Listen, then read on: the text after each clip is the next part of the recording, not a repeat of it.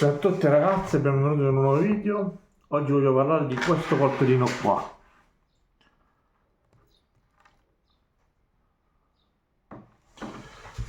È un coltellino multifunzione dell'SCH comprato a Antica Porta del Titanio dal prezzo di 7 euro. Devo dire che mi sono trovato bene con i prodotti della SCK, anche se non sono professionali come il Victorinox. Victorinox è molto meglio rispetto a questo, però questo costa 7 euro, il Victorinox ne costa 40, se ha le stesse cose. Però io devo dire che con 7 euro mi sono portato a casa un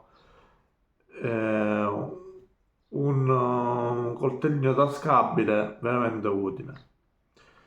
Allora abbiamo come lame un coltellino e poi tutti in acciaio inossidabile.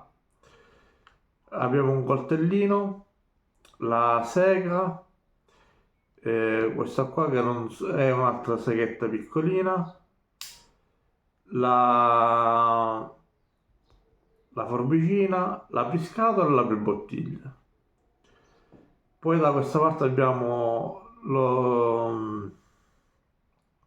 l'apribottiglie, quello di sughero, un cacciavite americano, un cacciavite italiano e poi una cosa per mettere il filo e infine un seghettino così.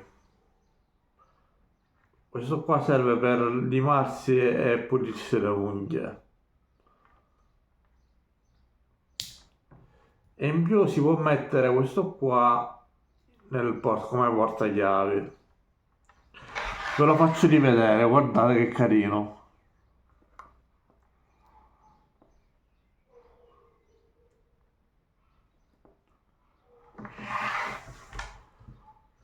Il coltellino è abbastanza affilato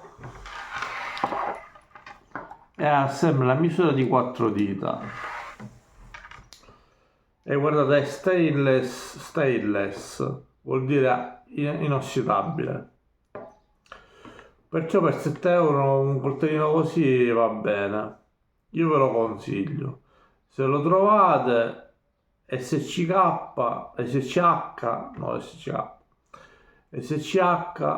compratevelo, ci vuole soldi ben spesi sono. E niente ragazzi, questo è tutto per questo video. Iscrivetevi al canale, io parlo di tantissime altre cose come Softail, videogiochi, armi, profumi tanto, fuochi d'artificio, tantissime altre cose. Andate nella sezione video, andate a vedere un video che vi interessa e iscrivetevi al canale, mi raccomando. A presto!